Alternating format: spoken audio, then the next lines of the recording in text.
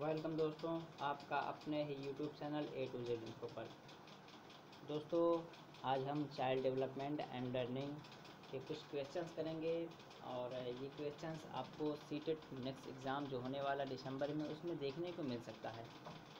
आज का मेरा यह सेशन जो है वो child development and teaching learning की कुछ पोर्शंस है, उन दोनों को कंबाइन करके हम चलेंगे और इस तरह के क्वेश्चंस आपको देखने को मिलेंगे और हम डिटेल में पढ़ते चलेंगे ताकि जो इसका कॉन्सेप्ट है वो पूरा क्लियर होता जाए। चलिए देखते हैं child development and learning. Question number 1 देखते हैं। Most psychologist believe that development is due.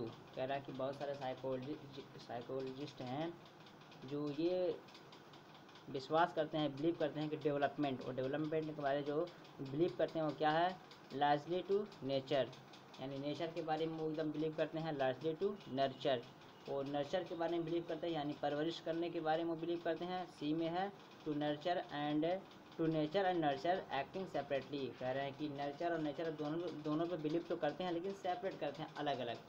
D में है to an interaction of nature and nurture. वो जो साइकोलॉजिस्ट होते हैं वो दोनों पे बिलीव करते हैं, नेचर और नर्चर दोनों पे इंटरेक्शन एक दूसरे से जोड़ते हुए, तो ये उसका राइट ऑप्शन होगा। ये डी उसका राइट ऑप्शन हो जाएगा।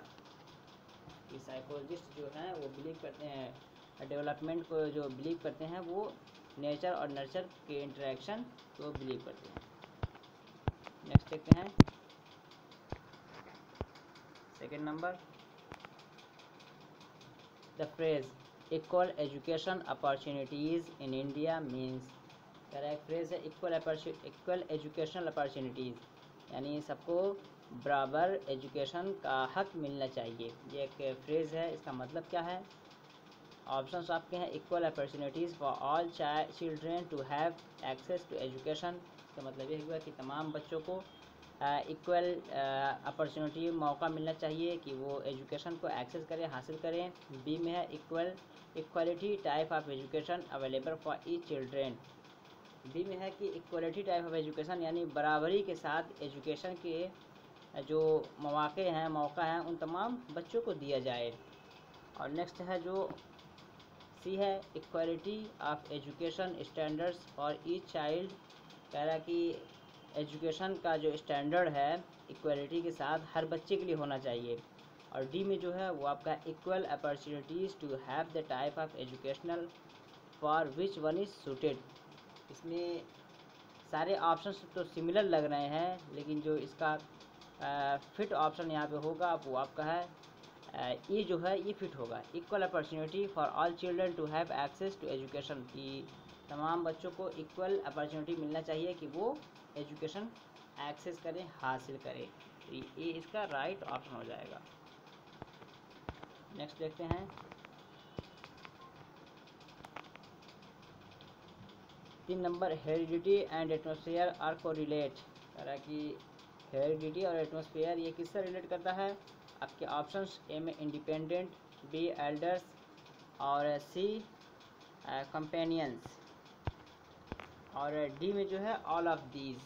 तो ये जो आपका है ये चारों पे तीन जो है इंडिपेंडेंट हो, एल्डर्स और कंपेनियंस, तो ये आपका हेरिडिटी और एटमॉस्फेयर जो है ये इन तमाम से रिलेट करता है। तो ये डी जो है ये चारों हो जाएगा। हेरिडिटी का जो जनरेशन होता है, फैमिली ख़ानदान का होता है, उसका असर जो पड़ता है या माहौल का जो पड़ता है, तो सारी चीज़ें इसमें आ जाएंगी। कंपेनियंस भी होते हैं, एल्डर्स भी होते हैं, ये सब के सब उसी के अंडर आते हैं।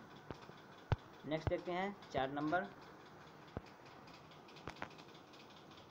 Which one of the following is the most adequate definition of learning. कह रहा है कि ये जो ऑप्शंस दिए गए हैं उसमें से डेफिनेशन की सबसे अच्छी लर्निंग की सबसे अच्छी डेफिनेशन क्या है? Option A the solving of problems. इसका मतलब यह है कि प्रॉब्लम्स को सॉल्व करना, जो समस्या है उसको दूर करना। Be the development of skills, कि स्किल को डेवलप करना है, स्किल को बढ़ावा देना, स्किल को तरक्की देना। C the modification of behaviour, C जो है बिहेवियर में एक चेंजिंग, पॉजिटिव चेंजिंग लाना। और डी नॉन ऑफ दीज। तो लर्निंग का जो सही डिफिनेशन है वो आपका है modification of behaviour. Modification of behaviour C इसका राइट ऑप्शन हो जाएगा। उसके अलावा प्रॉब्लम सॉल्विंग है, डेवलपमेंट स्किल है, ये सारे नहीं, बल्कि जो इसका एग्जैक्ट डेफिनेशन है वो आपका the modification of behaviour. Next देखते हैं।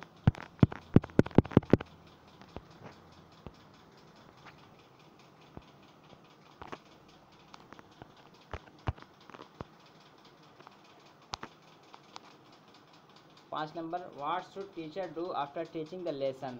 कह रहा कि एक टीचर को पढ़ाने के बाद क्या करना चाहिए।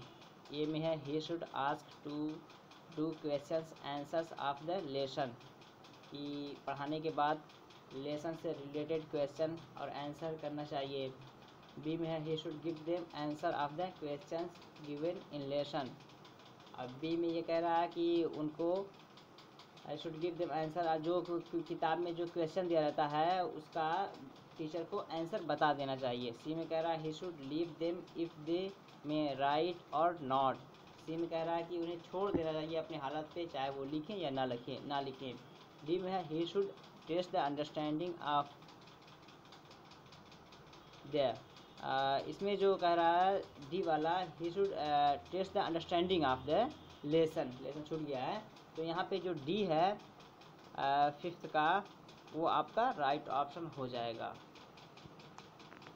इट इज़ का राइट ऑप्शन हो जाएगा। टीचर को क्या करना चाहिए, क्वेश्चन आंसर तो करेगा, लेकिन ऐसा नहीं होना चाहिए, बल्कि उसके पढ़ाने के बाद जो वो रिकैपिचुलेशन करता है, उसका मतलब ये होता है कि बच्चा पूरे कॉन्सेप्ट को पूरा समराइज कुछ समझ गया है कि नहीं। अगर समझ गया है तो अंडरस्टैंडिंग बेस को वो उसका क्वेश्चन होना चाहिए।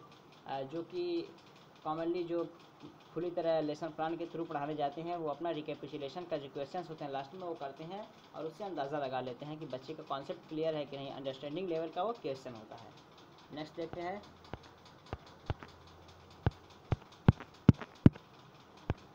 6 number,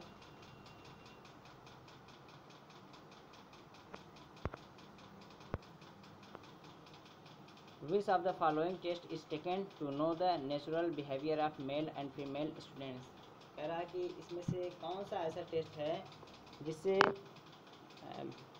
natural behaviour of mail और फीमेल का जो नेचुरल बिहेवियर है उसका हम पता लगाते हैं। किस टेस्ट के माध्यम से स्टूडेंट जो मेल फीमेल होते हैं उनका जो नेचुरल बिहेवियर होता है उसका हम अंदाज़ा किस टेस्ट से लगाते हैं। आपके ऑप्शंस में ए में personality test, B sociogram, D Rhodes test और C anecdotal record.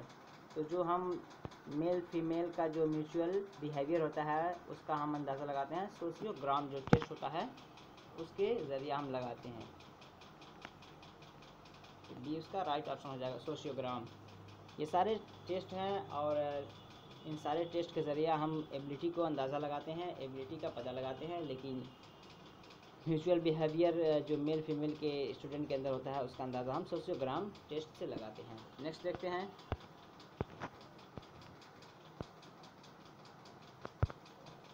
7 number, if a child does not do his her homework the teacher should. कह रहा कि अगर कोई बच्चा अपना काम ना करे, चाहे मेल हो या फीमेल हो, अपना काम ना करे तो द टीचर शुड, की टीचर को क्या करना चाहिए। आपके ऑप्शंस ए में पनिश हिम हर, कि उसे पनिश करे, सज़ा दे। B keep him her standing in the class, कि बच्चे को क्लास पे खड़ा कर दे। और C try to know the basic of reason, कि उसे अपना काम या क्लास वर्क जो है ना करने की वजह, बेसिक वजह मालूम करे कि क्यों नहीं कर रहा है। D again teach the syllabus. तो जो यहाँ पे फिट होगा ऑप्शन वो आपका try to know the basic of reason, इसका राइट ऑप्शन हो जाएगा। पनिश हिम क्यों नहीं होगा, इसलिए कि बच्चे को मारने की अनुमति नहीं है, बच्चे को आप मार नहीं सकते, बच्चे के माइंड को आप समझिए। और डी जो है keep him her standing in the class, ये भी एक तरह का पनिश है, ये भी आप नहीं कर सकते। अगैन टीच द सिलेबस, दोबारा सिलेबस को पढ़ाइए। तो दोबारा सिलेबस को पढ़ाने से फ़ायदा क्या होगा, जब बच्चा समझ ही नहीं रहा तो पहले आप ये समझिए कि बच्चा नहीं समझ रहा है, उसका रीज़न क्या है। जब उस आप रीज़न को समझ लेंगे उसके बाद नेक्स्ट क्लास जैसे ही पढ़ाएंगे उस बच्चे के अंदर जो कमी है दूर करके, तो बच्चा आपकी बात को आसानी से ईजिली एक्सेस कर लेगा, समझ जाएगा। तो यहाँ पे C try to know the basic of reason, जो बुनियादी वजह है उसे जाने और उसे दूर करे और बच्चे को पढ़ाए। बच्चा आसानी से आपकी बात को समझ लेगा। नेक्स्ट देखते हैं, gifted and talented children have, कह रहा है कि जो गिफ्टेड और टैलेंटेड बच्चे होते हैं उनके वो कैसे होते हैं या उनका लेवल क्या होता है। आपके ऑप्शन जो दिया है, more than average ability in every field, कि एवरेज एबिलिटी से ज़्यादा हर फील्ड में उनका जो एबिलिटी होती है उनको जानकारी होती है। Commitment to ask and highly motivated, और बी में कह रहा है कि वो इतना बहादुर होते हैं या इच्छुक होते हैं कि वो क्वेश्चन हमेशा कर लेते हैं और क्वेश्चन बना लेते हैं, सबक से रिलेटेड क्वेश्चन, लेसन से रिलेटेड, और हाईली मोटिवेटेड भी होते हैं। वो डिप्रेशन के शिकार नहीं होते हैं बल्कि मोटिवेटेड होते हैं। तो बी में ये कह रहा है। सी में कह रहा क्रिएटिव पोटेंशियल ओनली, कि उनके अंदर कुछ सूटेबल या पॉसिबल क्रिएटिविटी, उनके अंदर स्पेशल टाइप की क्रिएटिविटी पावर होती है। तो डी में कह रहा ऑल ऑफ दीज, तो ये जो है मोर देन एवरेज से ज़्यादा उनके अंदर एबिलिटी होती है और वो बहादुर होते हैं और उनके अंदर स्पेशल क्वालिटी होती है, क्रिएटिविटी होती है। तो ये डी जो है उसका राइट ऑप्शन हो जाएगा, कि जो गिफ्टेड एंड टैलेंटेड चिल्ड्रेन होते हैं उनके अंदर ये सारे फीचर्स पाए जाते हैं।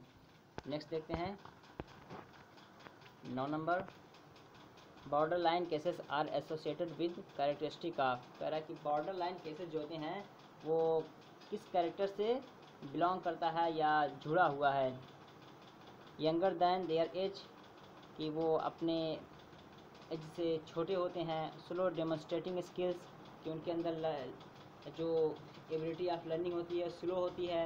पुअर थिंकिंग एंड प्लानिंग, उनके अंदर सोचने समझने या क्रिएटिविटी या कोई प्लान करने का जो एक्सपीरियंस होता है बहुत कम होता है या ना के बराबर होता है। ऑल ऑफ दीज, तो ये जो 3 बताए गए हैं, younger than their age, slow demonstrating skills, poor thinking and planning, ये वीकनेस हैं। और ये जो बॉर्डर लाइन केसेस होते हैं ये उनके अंदर सारे के सारे पाए जाते हैं। तो डी हो जाएगा इसका राइट ऑप्शन। नेक्स्ट देखते हैं,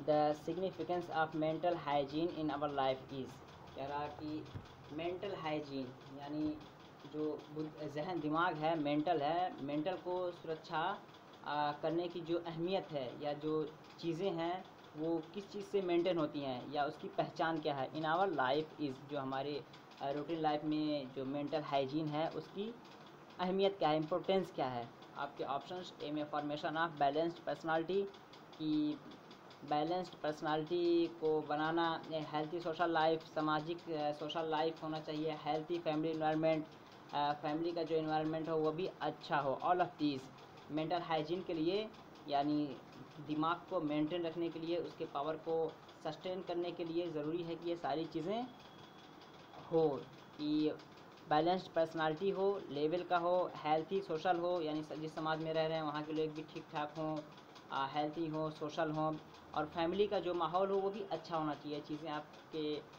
पास हैं तो आप मेंटल हाइजीन मेंटेन कर सकते हैं। तो ये इसका डी राइट ऑप्शन हो जाएगा।